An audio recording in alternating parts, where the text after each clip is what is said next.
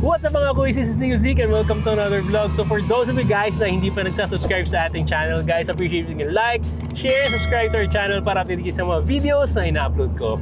And so for today, kung nakikita nyo, nakasakay lang tayo sa backseat dahil sasamahan natin ang kapatid ko to get his brand new Kawasaki C650 RS. And shoutout nga pala kay Miss Marjorie Herrera ng Kawasaki Pampanga sa pagtulong sa atin na makasecure ng isang unit ng Z650 RS nitong si Boderx. Ayan.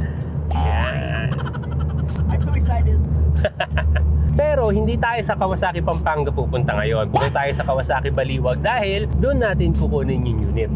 Kaya mga boys, balik na lang ulit tayo kapag nandun na tayo sa Kawasaki Baliwag. Alright, see ya!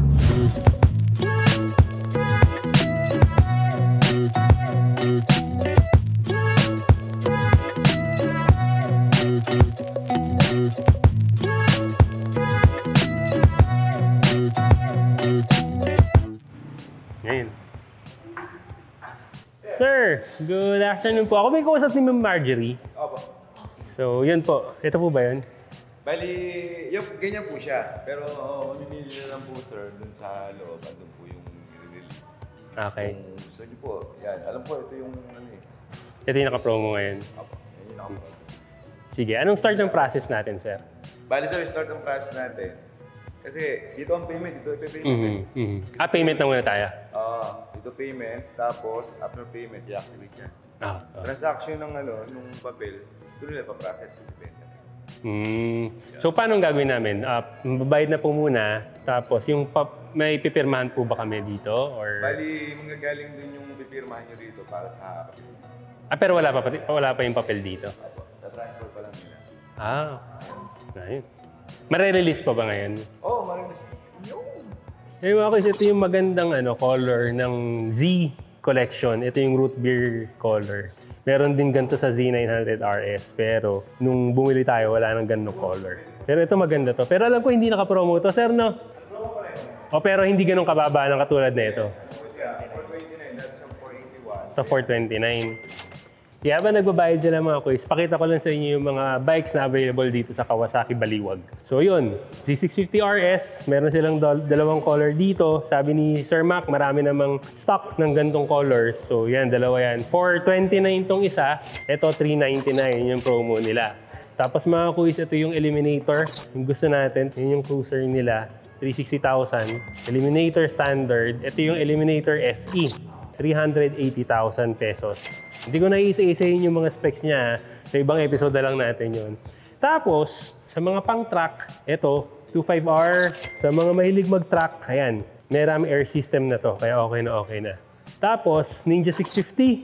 Mahilig mag-sports. Price niya is 452,000. Ito, Ninja 1000 SX. 718,000. Murang-mura mga tol. 718,000 mga kuys. Ayan, maganda. Sa mga mahilig mag-adventure naman, ito, Versys 1000. Kuis Iggy, yan. Ganito yung bike ni Kuis Iggy. 959,000 pesos. Yan, ultimate na pang-adventure to. Ganda. Ito, yan, ZH2. Pang malakasan, 950,000 pesos. Ganda. Ang ganda ng black, no? Ayun, Z1000R, 710,000. Ito yung bike ni Kuis JR Kinyahan. Ganyan. Grabe, 710,000 lang to. Naka-all-ins ka na. Naka-Brembo ka pa. Mura, di ba? Z900. Ayan, dalawang Z900. Ito yung SE, Z900 SE. Kasi naka-all-ins ka na suspensions. Wala silang price dito. Pero alam ko mas mahal to ng konti than the standard. Kasi standard na Z900 is 566,500 pesos. Ayan. So, ang difference lang naman niya is yung colorway. Tapos, syempre, yung calipers, ito, yung SE is naka-Brembo calipers na. Tapos, naka-all-ins na suspension. Kasi ito, Z650, ito yung mini version ng mga Z900 na naked sports. Ayan. Ang presyo nila is 433,000 pesos. Tapos, yung Vulcan, ito yung... yung sabihin ko, ito yung matagal natin nagustuhan. Cruiser Vulcan S, 395,000 pesos. Sa mga classic, meron din W175 dito. Wala lang price. Mukhang Cafe Racer. Mukhang Cafe 400 na Motorstar. Pero, ito yung gusto natin ngayon, dirt bike. Kasi mahilig tayo mag-trail ngayon. So, itong dirt bike nila is KLX. Sir, magkano yung KLX? 160 pero hindi siya roadworthy, no? Hindi siya roadworthy na bike. Pang trail lang talaga to. So, pag ginamit mo to sa public, mahuhuli ka rito for sure. Oo. Walang headlight. Wala siyang registro. Ayun, walang registro. Sa mga mahilig mag-trail, dirt, motocross, ayan. Shoutout Sir Vince. Hindi dahil sa'yo, hindi ko mabibili itong bike na gusto ko. Love you. So ito yung bike na, hindi pala ito mismo, pero ganito yung model na bibili ni Boderks na bike. Z650RS, yung mini version ni Mikey. So kung tatanungin nyo kung anong difference, syempre 650 engine, mas maliit yung engine niya. Kung makikita nyo, twin cylinder engine lang siya instead of the inline 4 na nasa Z900. Tapos syempre mas maliit lang yung tank niya. Yan, mas maliit lang ng konti yung tank. Pero yung seats niya, makapal din. Pero yung hindi siya katulad ni Mikey na merong umbok dito na seat.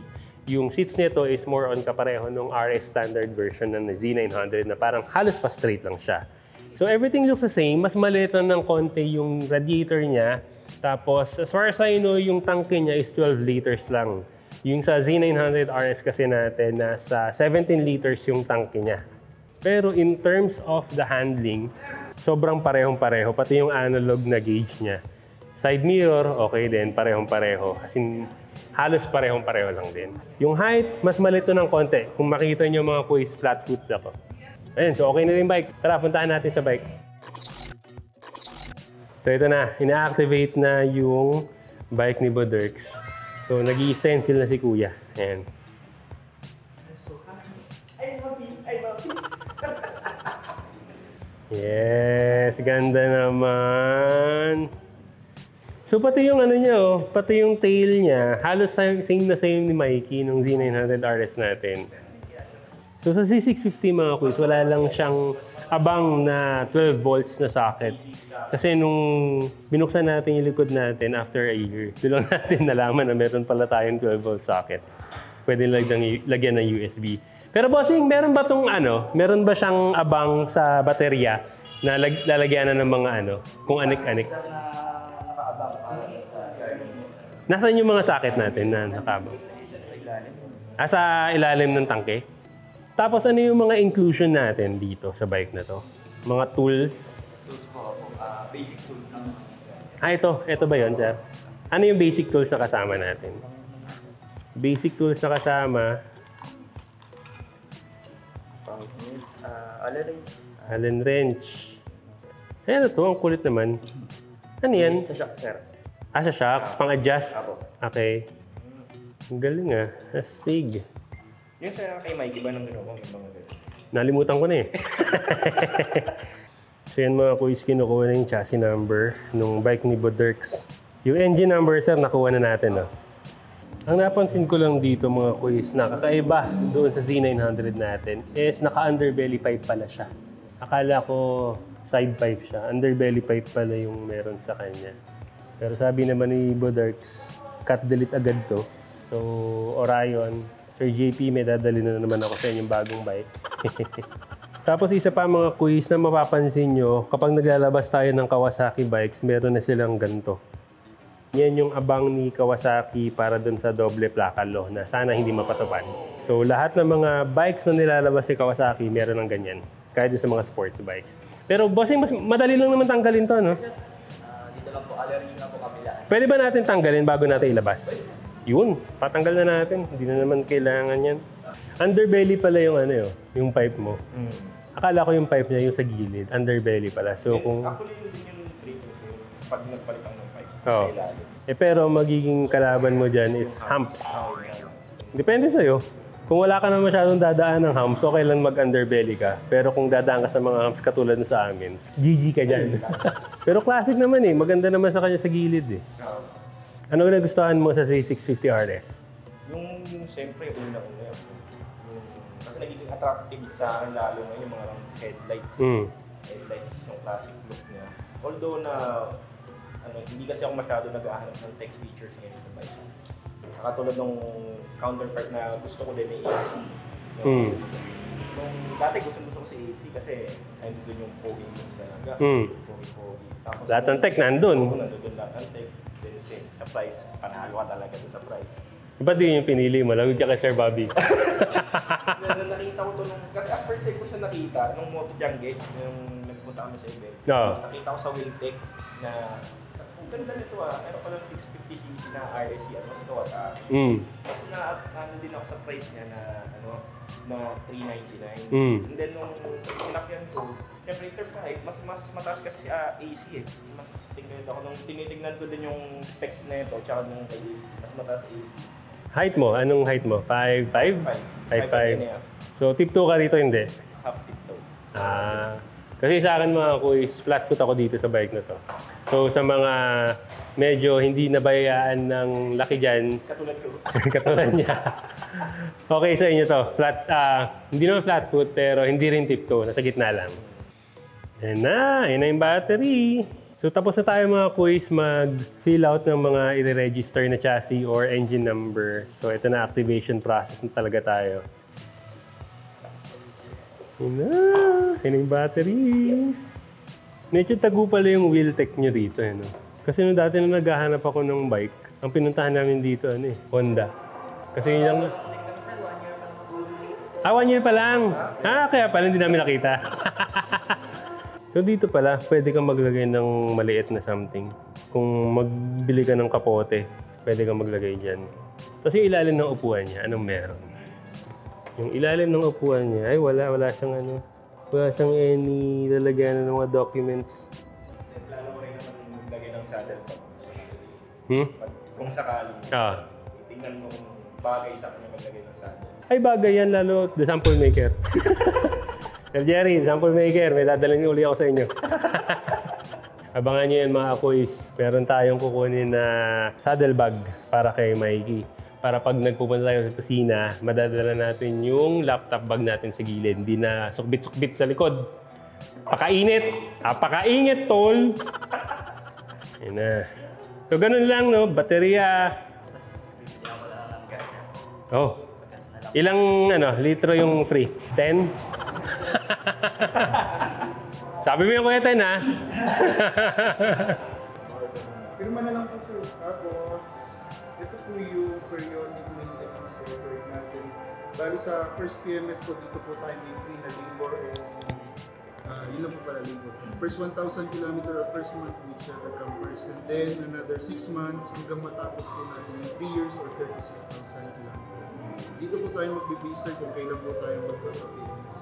May tatawag po sa inyo ng 6 months, monitor nyo lang po yung kilometer nyo. Yun lang po sir. Papirma na lang dito.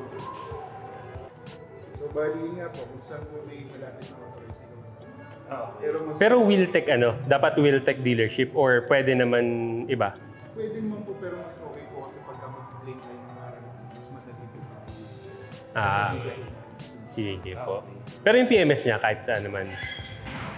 Kung saan po mas marami, medyo malayo po sa trains. Wiltec sa Caloocan yung Kawasaki na nandun. May Wiltec ba sa Caloocan? Kawasaki. Hindi ko alam yun. Yun yung unang-una kong pinuntahan doon. Wala sila talaga. Yung Kawasaki ba sa Commonwealth, sa Motorcycle City, Wiltec ba yun? Iba pong dealership. Ibang dealership na yun. Doon kasi yung pinakamalapit sa amin na dealership eh. Kaya yung pinupuntahan ko eh. Happy Iron. Ganda oh. Yan na, dumating na ng ating free gas. Ilan kuya?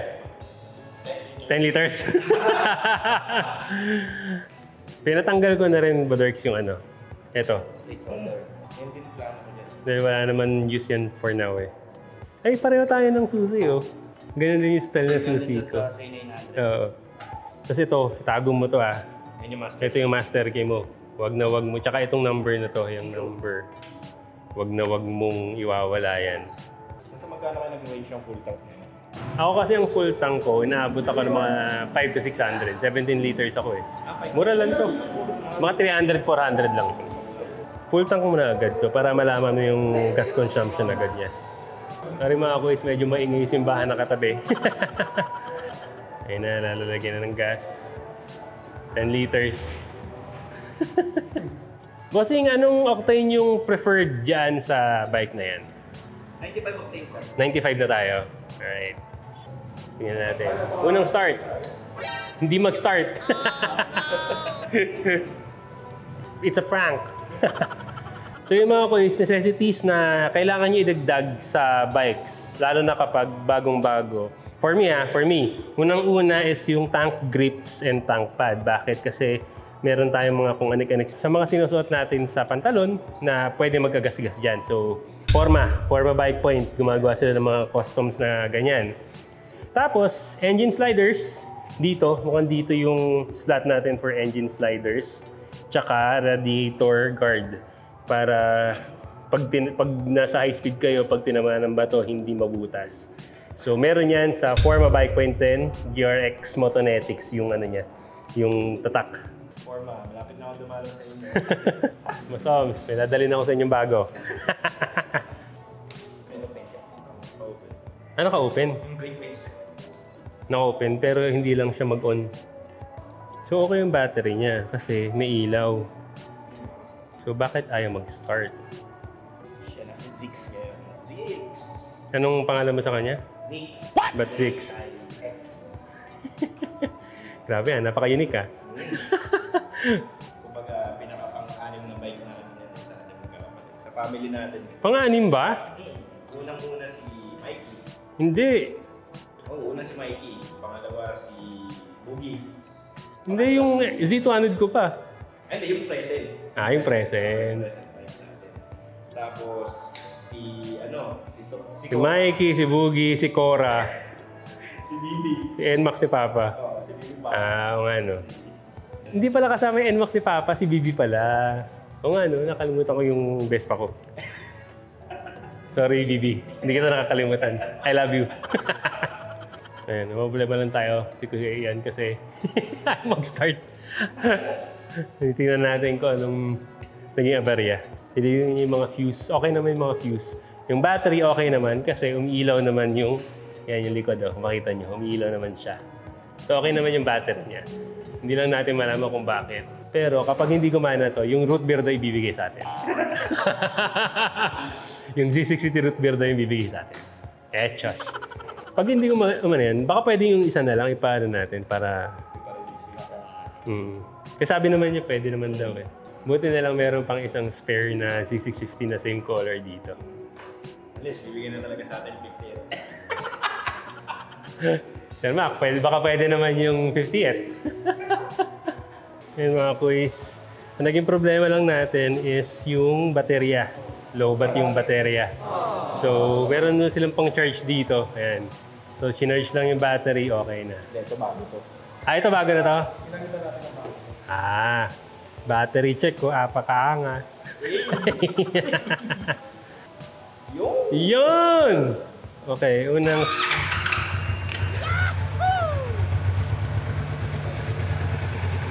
Ganda ng tunog, oh. Ano yung dapat na i-reach niyang temp para masabing warmed up na yung ano? Pero kung malalaman mo, basta bumaba na yun. Yung nakababa sa RPM niya, bababa ng 1,000. 1,000 hanggang 1,000. Grabe, oh. Parehong-pareho ng analog panel sa C900. Kahit yung display dito, as in parehong-pareho sila. Iba lang yung colors ng nasa loob ng gauge. Pero everything looks the same sa Z900. Na, okay na. Unang bomba. Yes! Diba nga? Signal lights. Signal lights.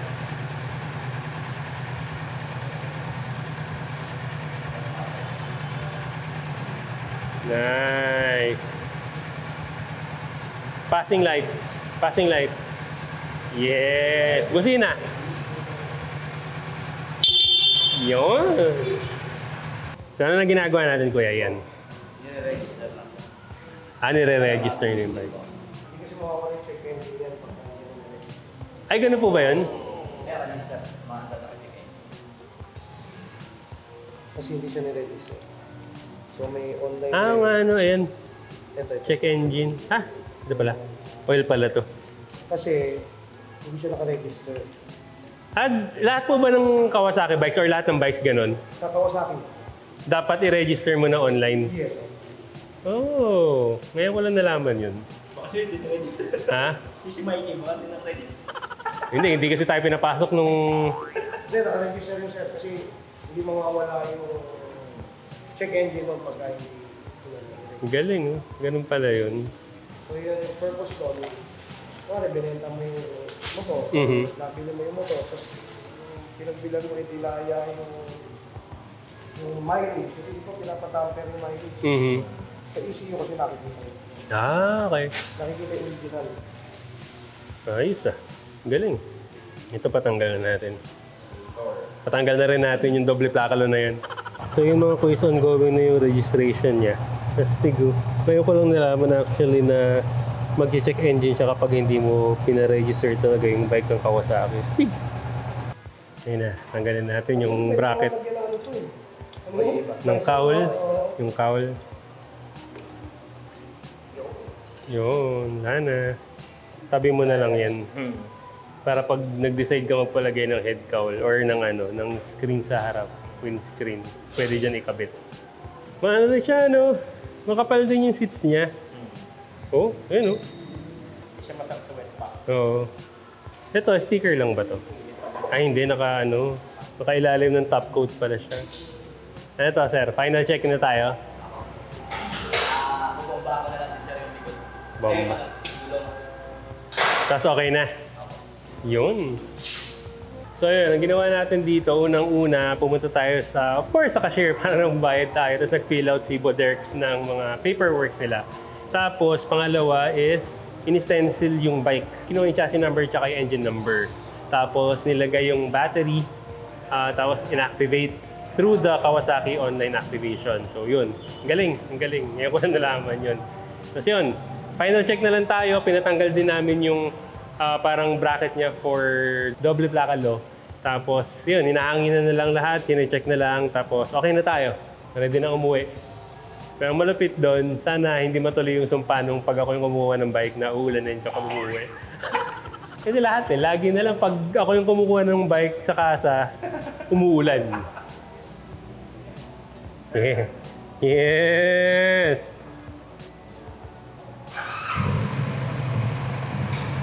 Pwede mo naman ibabaya, basta wag mo lang i-first gear. Kasi mamatay yan. Yes! Kilig yarn.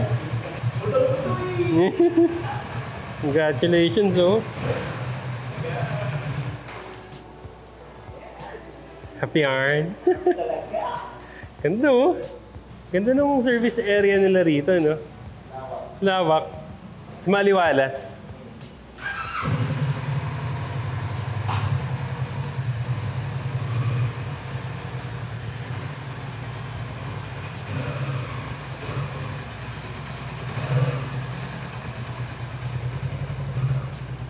Yun, no? Wala na, nasa labas na. Yes, sold! Sold! Sold na agad. Sir, ilang weeks or months ang hintay? Pag ganyan naman, tulad ngayon, holidays. Malamang nga next year. CTO, mga January na yan, January 3rd week or... Pero may... Of course, yun naman, 1 to 2 months. Pag 3 months na yun, questionable na yun. Sabihin, baka nagkaroon ng error sa CTO, bakit tumagal. Pero sir, yung kapag yung paglabas ng ORCR, paano niya po kukunin? Pwede bang ipaship niya papunta sa kanila or kailangan niya pick up in Purity ORCR? Pwede. Sa Pampanga. Pampanga. Sa Pampanga ba Pwede manggagaling? rin pa-ship ni Marks kay Sir pag nag-communicate sila. Pag nandun na kay Marks. Ano yun? NCR yun. Yung ORCR na yun. Pag galing Makati namin, tapos pupunta sa Pampanga. Tapos pag available na, depende na lang sa inyo ni Marks kung padadala niya or pick-upin mo rin. Pag pick-upin mo rin, pwede mag-ride ka.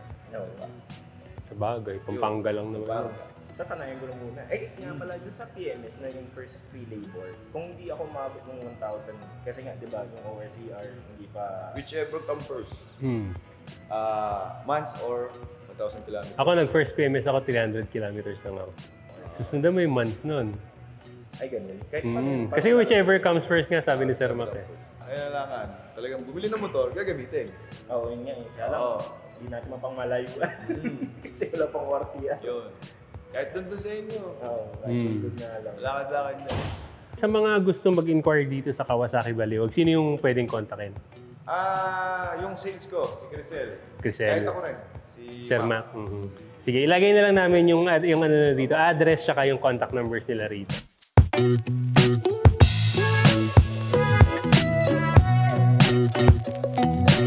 Tsaka shoutout din, Kawasaki Pampanga. Maraming salamat, Miss Marge, sa pag-assist sa amin.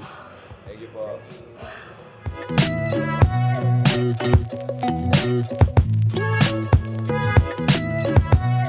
Congratulations po, sir. Thank you po, sir. Thank you.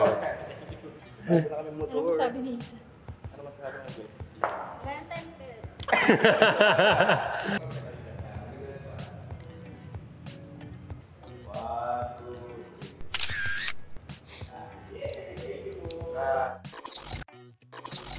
So yun mga kuys, nailabas na natin yung bagong bike ni Boderks, which is a C650 RS. So yun, maraming salamat sa pagsama sa amin. And ako muna yung mag-uwi nitong bike nito kasi hindi pa daw siya ganun kagamay magmotor. So yun, maraming salamat.